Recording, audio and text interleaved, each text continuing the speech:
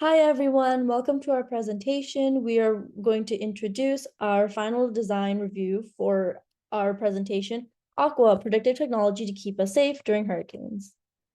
So let's meet our team. So I am Ria Gupta, I am the leftmost picture. Next is Hi, I'm Shreya Aithal. We're all juniors from Northwood High School, and I'm the center picture. I'm really happy to be presenting our project to you all. and on the right, we have our final member, Hunter, and he unfortunately cannot be here with us, but you will definitely see him in the next segment to check it out for that.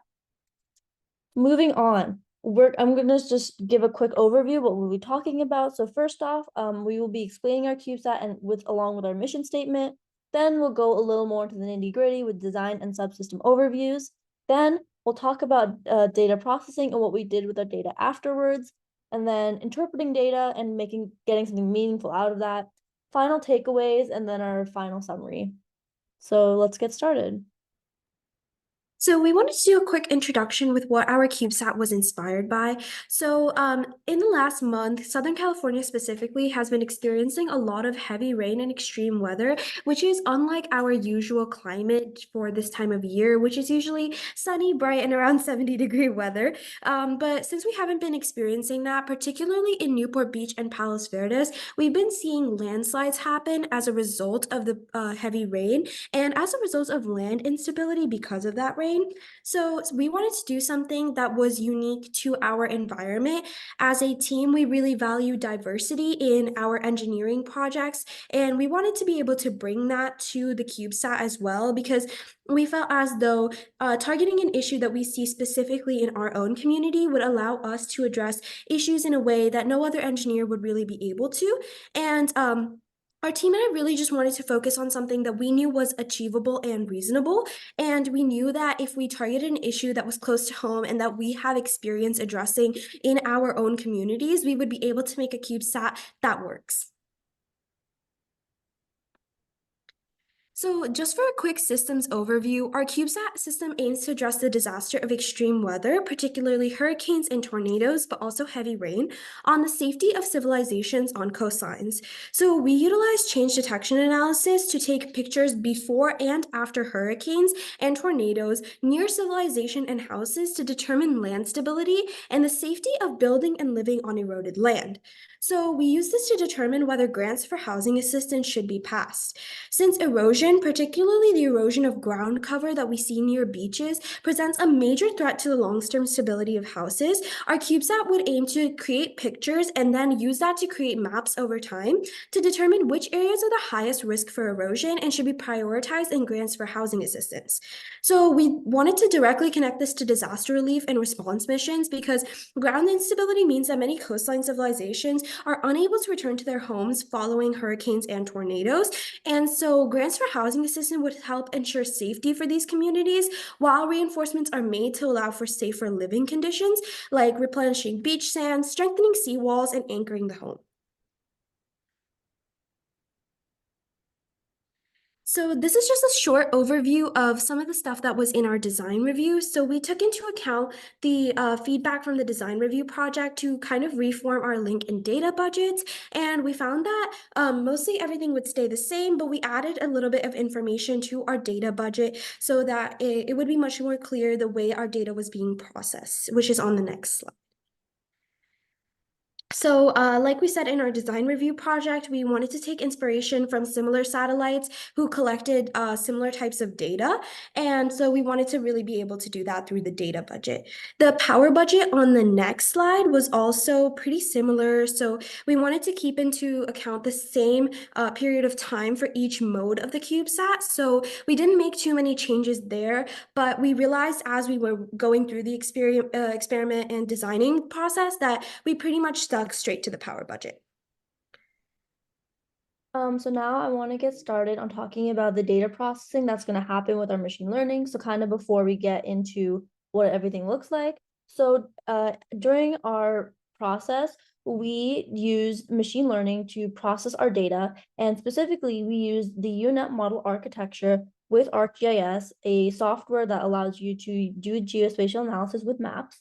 And So I kind of just getting into a little bit of how our machine learning works specifically. What we did is that we took photos of areas that had been before and after erosion, and these were we obviously we don't have a backyard, so we had to go to a local trail right next to our house, and we were able to simulate before and after pictures, which we'll show you later. And we annotated them as described on the slide to reflect what classification of erosion looked like. This trained the model and allowed it to learn what to do. And as this car picture shows, when you're trying to identify one feature, like let's say you want to identify headlights from a car, it's going to go through a bunch of different layers. And from there, you'll be able to extract the information you want. And that is how the unit structure works. And that is how we will be carrying out our machine learning. This is a diagram of our CubeSat. It has wires, and this is like kind of the hardware that supports the machine learning. And we really wanted to show them back and forth so you can get an understanding of how all these systems are integrated and work together. So this is part of our actual testing, and this is what we did during our demo. So when we went out to the trails, we took definitely some objects that we had around the house and wanted to include different types of debris to give our model training from a bunch of different standpoints. So giving it these extremes allowed it to get used to having debris, because pollution obviously exists before and after a disaster. After a disaster, it will be worse, but it's just important to take those different ideas into consideration. These are the photos after the disaster. And so as you can see, we've created bits of erosion. Some of these erosion was naturally occurring on in our trail. And some of it we had to simulate with obviously adding water to make sure that we reflected changes from a hurricane specifically. And while I do talk about this in the prototype demonstration as well, here again is our ArcGIS model map. The red reflects poor stability or poor land stability, which, as Shreya mentioned earlier, would reflect poorly on like house integrity and structure, which would obviously direct our rescuers to like help people in those areas and create resources for them. Light blue reflects good stability. Dark blue reflects like unerodable land or like some human construction that can prevent erosion. Going into more in depth for ArcGIS, we use ArcGIS to visualize and manage our geospatial data. The simulation allowed us to illustrate maps and kind of take data from the map and provide an output in map format, again, that's easy to consume and very understandable in rapid response situations. We were inspired by this map shown on the bottom right, as it kind of guided us and told us how to use the colors and use different like types of shading to kind of give an idea of what information is quickly and as soon as possible. And in terms of logistics, we did scale down our images to 1 GSD as recommended by ETLI. So going into our smart requirement evaluations, first off, the ability to test whether our goal was specific was to see if we achieved the goal that we wanted to, and that was only attainable if it was specific, which by targeting erosion and specific types of erosion, we were really able to achieve that. Next, measurable, we were able to measure the accuracy of our results, especially with machine learning in terms of accuracy, and we were able to get an 80% accuracy, which is really good for the UNet machine learning model and for machine learning. Attainable, being able to analyze and achieve the desired result within the given time frame really showed that our results were attainable and relevant, because CubeSats and NASA has created a publication saying that how there's a need for such data collection during disasters. And lastly, our thing is time bound. We were able to finish it within the given time frame. So we also wanted to talk a little bit about how our project would change if we were to scale this to a flight system. So first of all, we wanted to talk a little bit about the parameters of the projects. So since we were to use material that was available to us as household items, we had to predict results via simulation of a tornado or extreme weather disaster rather than a hurricane itself to see what would create erosion. And the scope of our project was therefore very small. But if it was scaled up to a flight system, we would take a lot more pictures using the CubeSat so that it could accurately represent the larger data set that would be available.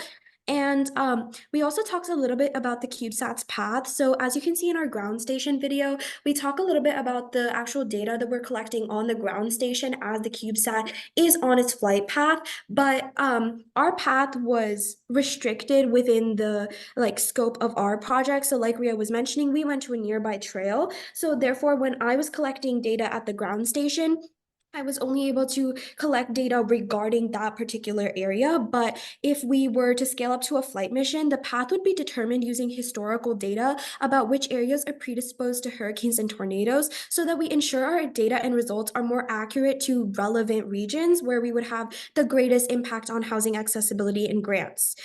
And so we also wanted to focus that on areas like Florida and Texas, which are more prone to hurricanes and extreme weather disasters. And then finally, since ArcGIS is used for large comprehensive data sets, we would be collecting data regarding coordinates and altitudes so that we can cross-reference the areas of high-risk erosion and the maps produced with the flight path of the CubeSat to better understand the results. And then finally, the last thing that we wanted to touch on was the actual maps that we produce. So as Ria mentioned on the previous slide, we categorized areas of poor land stability, solid land stability, and areas that are immovable or not predicated to the risks of erosion.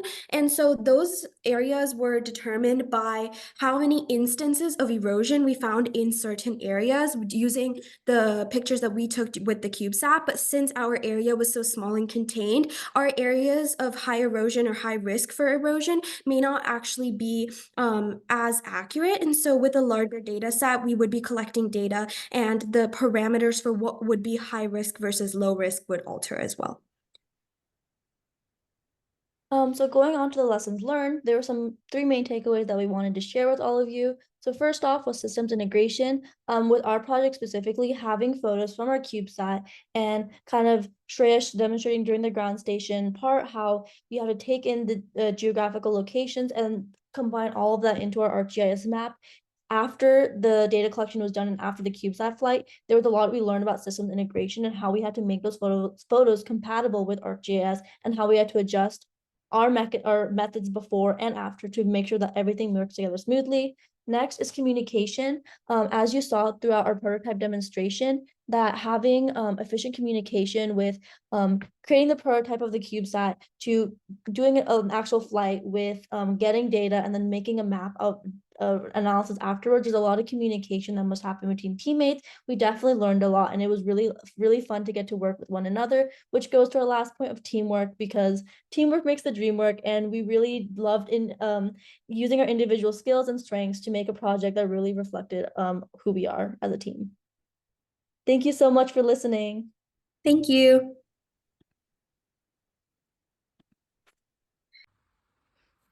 Hi, I'm with the Purple Pasta Penguins, and I'm here to show you our CubeSat prototype. So right here, you can see that we have the solar panel, which will help charge and keep the whole system running. This connects to the adapter that was provided and given to us in the kit. This adapter connects straight to our battery, which will keep it charged, and from there, the battery will power our Raspberry Pi. From the Raspberry Pi, we have the IMU connected, which we will not be using for primary data collection, but can be used in situations for determining where we are, which will be helpful later on. And then we have the camera on the bottom, which will be our main mode of data collection. In order to use the CubeSat, we go into our terminal window and we go ahead and just do a RPI cam still, and then we can name the file anything we'd like.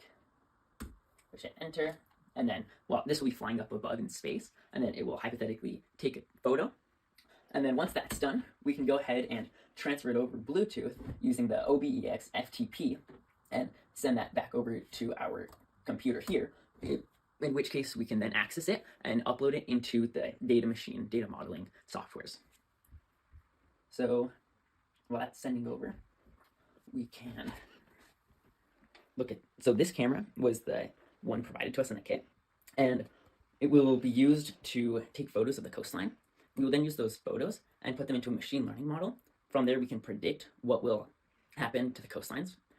So we will not, however, be running the machine learning model on our Raspberry Pi, which is why we need to send it over via Bluetooth to our computer.